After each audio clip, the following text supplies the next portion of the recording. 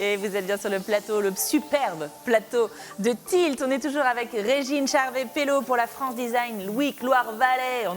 J'ai bien fait. Parfait. C'est bon, du 8 au 28 septembre, venez découvrir les designers français et tourangeaux surtout. Coup d'envoi demain, faites-vous plaisir. Sébastien Duboc est avec nous pour les nappages sauchèvre, qu'on a bien aimé. Franchement, on a vraiment bien aimé. Plein de nouvelles recettes. Et puis, Mathieu, notre yogi, dans quelques instants, va nous inviter à passer le cap, c'est ça, et à nous y mettre pour de vrai. Mais avant, Sophie, toi aussi, tu as décidé de nous faire aborder la rentrée en douceur, puisque on va... Tu disais en première partie, quelle formule tu as utilisée? Tu as dit, on On se met à penser à tout, tout le temps, pour tout le monde. Et on s'épuise, c'est ça. Et ça fait trop d'informations à traiter en même temps, et on oublie de déconnecter. Donc, la première chose à faire, c'est déjà en prendre conscience.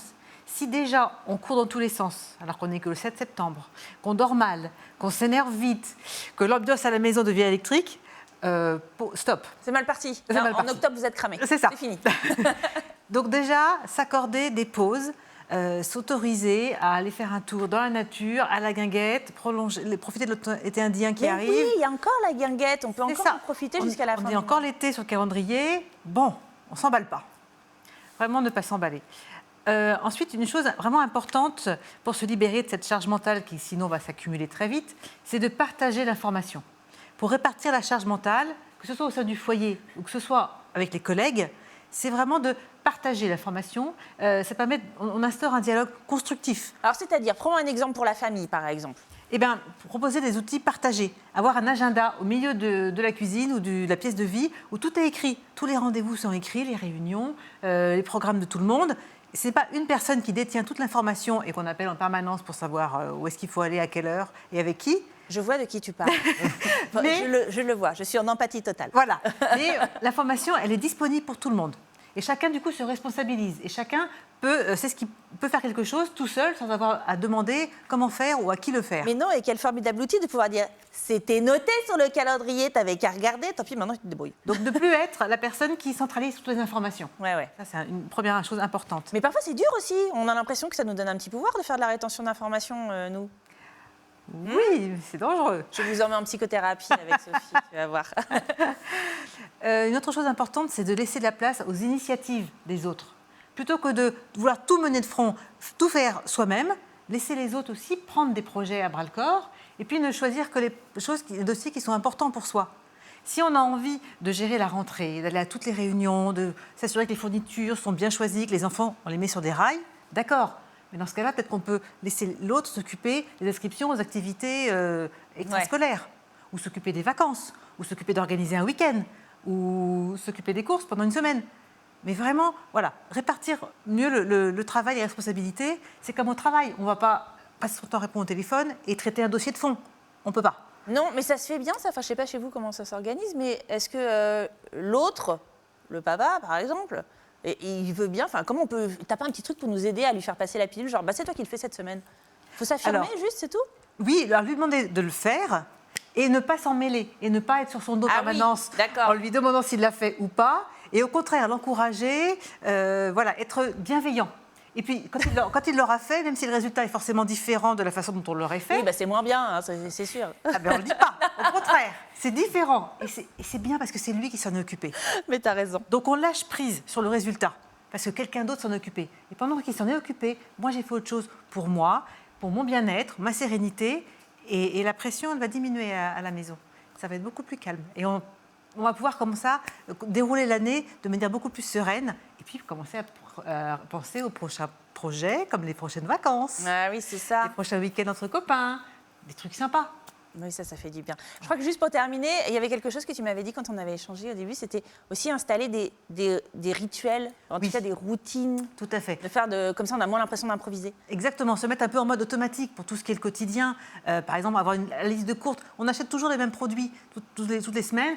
Du sauchèvre, c'est ça qu'on achète. Toute prête. On l'espère, en tout cas, on vous le souhaite. C'est aussi les routines de ménage. Qui fait quoi? On établit une fois pour toutes qui fait quoi, quel jour, et après, il n'y a pas à réfléchir. On sait qui va le faire. Et ça aussi, ça permet de se décharger l'esprit et de répartir aussi les différentes tâches, pas toujours très drôles, entre toutes les personnes du foyer. Et puis du coup, de retrouver du temps pour discuter, pour se raconter sa journée. Et en fin c'est de ça, journée, parce que de c'est ça qui est sympa. remettre de la connexion aussi entre les gens en ne se faisant pas polluer avec tout ce qui est un petit peu de l'administratif et de l'organisationnel. C'est ça. Merci beaucoup, chère Sophie, pour Avec ce plaisir. lâcher prise. Vous retrouvez Sophie sur ordelis.fr et sur Facebook, LinkedIn et YouTube. Elle est partout, notre Sophie. Est-ce qu'on a des yogis sur notre plateau? Est-ce que, Régine, vous pratiquez le yoga? Oui. C'est vrai? Absolument. Depuis longtemps? Depuis que je suis adolescente. Ah, génial! Incroyable! Sébastien? Et non, j'attends d'être convaincu. Ah, bah voilà, ça tombe bien justement, puisque Mathieu, toi, tu viens une fois par mois pour nous parler de yoga, mais du yoga, même dans l'esprit aussi, la méditation. Enfin, il y a plein de choses qu'on couvre avec toi. Se faire du bien, en fait. Et en cette chronique de rentrée, tu as voulu nous inviter, en tout cas ceux d'entre nous qui ne l'auraient pas encore fait, comme Sébastien, à passer le cap. Voilà, c'est ça. Aujourd'hui, c'est la rentrée, donc on va faire un petit peu de prosélytisme avec le yoga. On va C'est essayer bien. de convaincre tout Faut le monde. prêcher pour sa paroisse. C'est ça. Donc c'était la rentrée. On a tous passé une année et demie, voire 2 ans un petit peu compliqués. Tu m'étonnes. Je pense que c'était un peu le cas pour tout le monde, en tout cas un petit peu stressant. Ce que je constate, c'est que tous ceux qui font du yoga, ceux qui en font ici pourront peut-être valider, tous ceux qui en font me disent que ça fonctionne et que ça fait du bien. Pourtant, il y a encore des gens qui hésitent encore à se lancer, donc je me donne aujourd'hui pour mission de convaincre tous ceux qui n'en font pas de passer le cap et de s'y mettre. Ah, bah alors, s'il vous a convaincu à la fin, vous nous envoyez des mails. On lui fera des retours, OK? Des vidéos, des photos. C'est ça. Des vidéos en posture du lotus, tout, on veut tout.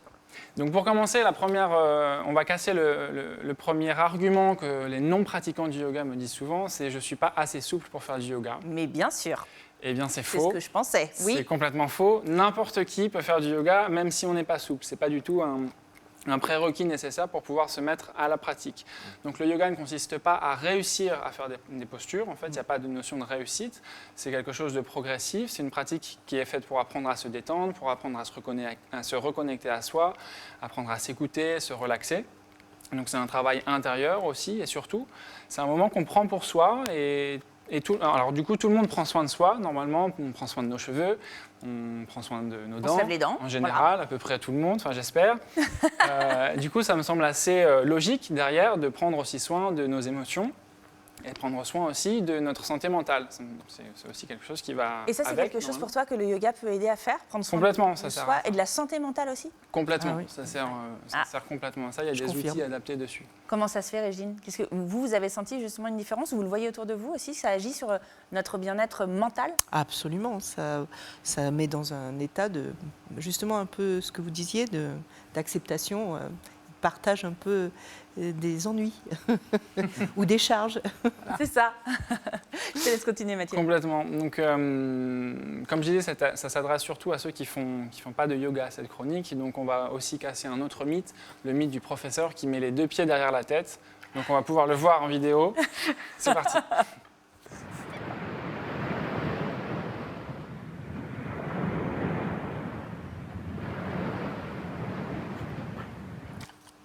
Voilà. Attendez pas à ça. Donc c'est très beau ou pas, en tout cas ça ne sert pas à grand chose, en plus ça peut être dangereux. Donc ça c'est pas du tout l'objectif du yoga, ça ne sert à rien. Le yoga c'est au contraire une pratique qui est très simple, qui est progressive et qui consiste à se faire du bien au corps et à l'esprit à travers des exercices, comme je disais, qui sont faits pour tous, mais vraiment pour tous. Donc il y a 3 groupes de types de pratiques qu'on pourrait citer. Ouais. Les exercices posturaux que tout le monde connaît, faire des postures, tout le monde a déjà vu, mais ceux qui ne connaissent pas connaissent les postures de yoga, la posture du guerrier, la posture de l'art, enfin tout le monde a déjà vu. Il y a des exercices de respiration aussi qu'on connaît un petit peu moins pour ceux qui ne pratiquent pas, mais qui sont aussi très importants pour plein de choses, notamment pour se réoxygéner au niveau du cerveau, au niveau du sang, au niveau des muscles. Plein d'autres effets aussi, ça va nettoyer un petit peu l'organisme, ça va purifier. Et ça va travailler aussi sur nos émotions, parce qu'il y a un rapport, on en a déjà parlé dans une autre chronique sur le yoga, mais il y a un rapport très étroit entre les émotions et la respiration. Oui, je me souviens, la cohérence cardiaque, etc. Enfin, on a Voilà. fait plein de choses comme ça. Ouais, très intéressant. Il y a plein d'outils aussi là-dessus. Et puis le 3e exercice, c'est les exercices de relaxation et de méditation pour apprendre à contrôler nos pensées, à rééquilibrer et calmer un petit peu l'agitation ou la surcharge mentale qu'on vit tous un petit peu au quotidien ou au travail. Donc, à l'inverse du sport qui a quand même beaucoup de vertus, dont celle de nous décharger un petit peu de certaines tensions, le yoga, au contraire, va nous recharger. Ça va nous nourrir, nous équilibrer au niveau physique, émotionnel, mental ou psychique. Donc il n'y a pas beaucoup de sports qu'on va pouvoir pratiquer intensément jusqu'à 120 ans. J'ai rien contre le Et le sport, yoga, au oui contraire. Mais le yoga, oui. Ah ouais, regarde. Plus on vieillit et Elle même fait mieux que moi, plus elle. le yoga, ça va être intéressant de pratiquer parce que ça va prévenir le vieillissement. C'est vraiment quelque chose de très recommandé pour la pratique, pour la santé avec Je l'âge sais qui qu'on est arrive. presque au bout, ça veut Oui. dire que on peut s'y mettre même si on n'a jamais pratiqué, qu'on a 70 ans. Tout à fait. Ça, Ouais. c'est un gros argument aussi qu'il faut bien comprendre, c'est que n'importe qui, à n'importe quel âge, dans n'importe quelle commencer. catégorie de physique, peut se mettre au yoga. Et c'est très recommandé. Donc pour les problèmes de santé, pour les problèmes de surcharge mentale, pour les problèmes si vous recherchez un petit peu plus de paix, un petit peu plus d'harmonie, un petit peu plus de calme avec vous-même, avec votre environnement. Si vous cherchez aussi une méthode simple, facile et qui marche, le yoga est fait pour vous. Ça marche vraiment pour ça. Donc en quelques chiffres, en France, en 2019, il y avait 2,6 millions de pratiquants. Wow. Je pense qu'aujourd'hui, on a un petit peu plus. Avec Ouais. le Covid, il y a plus de gens qui ont dû s'y mettre. Donc j'espère qu'avec cette chronique, j'aurai réussi à convaincre les 65 millions de Français qui restent à se De s'y mettre au mettre. yoga et à franchir la porte d'un studio de yoga. C'est pour ça. commencer. Je ne sais pas combien il y a de Tourangeau et de Loir-et-Cherien, mais on va faire monter les quotas en tout cas. Merci beaucoup Mathieu. Bien sûr, on retrouve Mathieu et toute l'équipe de Surya World Tour sur Facebook. Et puis les cours vont commencer bientôt. Hein. Très bientôt. Allez, il n'y a plus qu'à, il faut s'inscrire. Allez, merci à vous tous, c'est la fin de notre émission. Merci Régine Merci Charles-Despelot d'être passée sur notre plateau le jour de votre fête. Allez, on va aller découvrir le design à la France Design Week Loire-Vallée. On va aussi dire merci à Sébastien Duvot. Merci à vous. pour Sauchèvre et nos nappages salés. Merci à toi Sophie et merci à toi Mathieu. On se revoit le mois prochain. Merci. Super. Et vous savez quoi faire, c'est demain, même heure, même endroit, sur TV Tour Val de Loire. Salut.